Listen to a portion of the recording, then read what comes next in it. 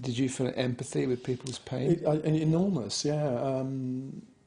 Not really knowing what to do about it, but just at that point in time, just seeing that it was there.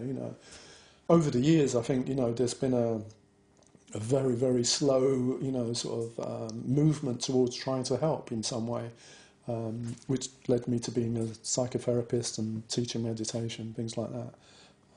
All of that came about directly from that. But I mean, there's something else I haven't written about in the book, which is I think I did send you a copy of some of this, but after that day, I'd virtually run out of money, so I think I had enough to just get back to India.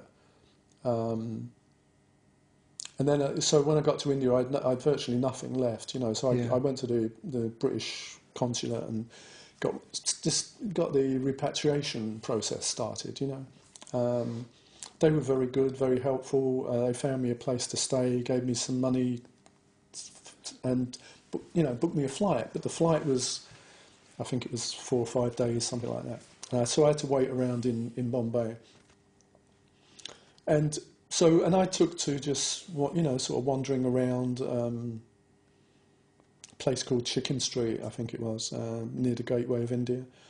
And I was standing on this one day. I was standing there, and I was just looking, observing what was going on in the street, and it was just extraordinary. It was suddenly there was all these little dramas going on, humans in their dramas, but sort of quite strange little dramas in a way, and all happening sort of one after the other, quite quickly.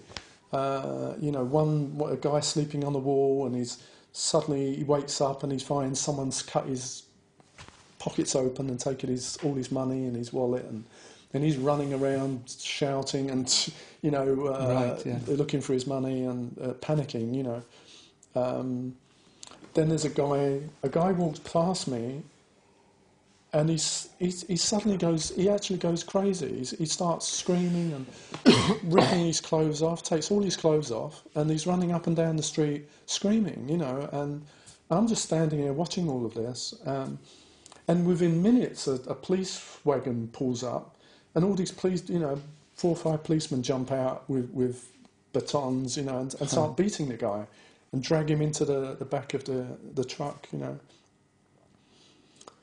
Then a young kid with no hands, he has hands, he had no legs, he's on a little trolley, sort of cart thing, he's sort of running up and down beside me, I mean, it's just little...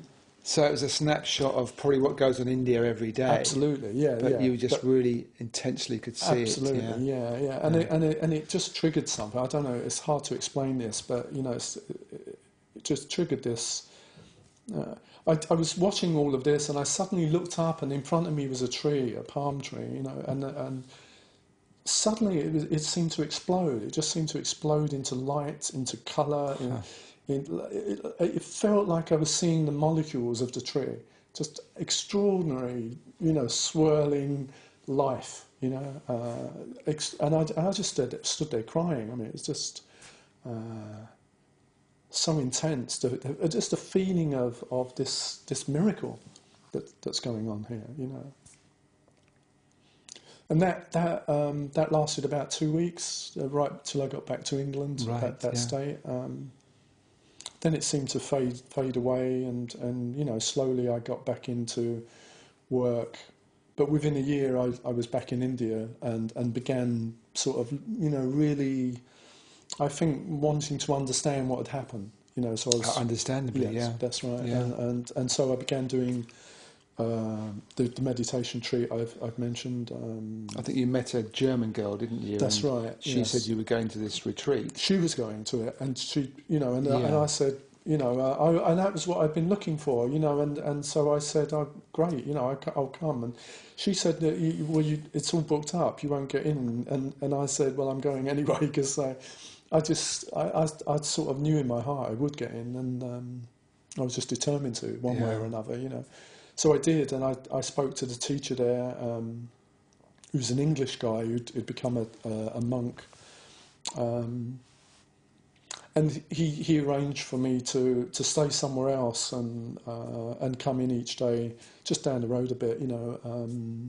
And so eventually I actually, after a couple of days, someone left, I think, and I was, you know. Had their space. Yeah, I had that space, yeah. And I was reading on the piece that you wrote about that retreat. Something really extraordinary happened the last day. That's right. There. Yes. So tell us about that. Okay. On the last day, and it was the last session of the day, I sat in the meditation, and you know, as I said, it was up till then. It was a 10-day retreat, first time I'd ever done anything like that, you know, and it was very painful. Most of the time, it had been incredibly painful, you know, sitting on my knees and for an hour at a time, and for like 10 hours a day, I think it was, you know, meditation. So it was incredibly painful and very, very difficult. On the last day, on the last session, it was like I just suddenly understood sort of what I was supposed to be doing, if you like, or not doing, maybe. I don't know. It's hard to explain. But I suddenly knew. I understood something, you know, and suddenly I was doing the practice of following the breath, and it was just incredibly easy, you know, and within minutes, I could feel my consciousness or my mind sort of expand and feel it was this sense of presence and intelligence, you know, but with no agenda, no desire to do anything particularly, you know. It was just a sense of intelligence and presence, you know, and it was, so that, I think that was the culmination of all those things that had happened in a way, and you know, and until recently, that's been the most powerful, I think, that's sort of, I don't know. It's had the biggest effect upon me. Yes, that was quite a shift in your perspective. It changed everything. Suddenly, I knew that's there. Not that it's me, or you know, that it's to do with, you know, me in that sense, or the ego, if you like. But it's in everyone. I was convinced of that. I am convinced of that, especially now. So it was a connectedness back to the source somehow. Yes, that's right. Yes.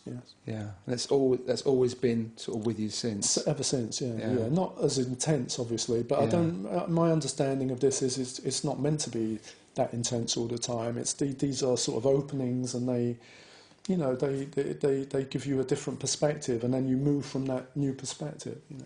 Yeah. So then you went back to England again. Mm-hmm, yes. But I think you didn't have. I remember also reading in the book you had this encounter with a snow leopard. That's right. Yeah. Was that trip? Was it? That was. I think it was after the retreat, and I was in a place called McLeodganj, and I'd gone up alone one day into the mountains, and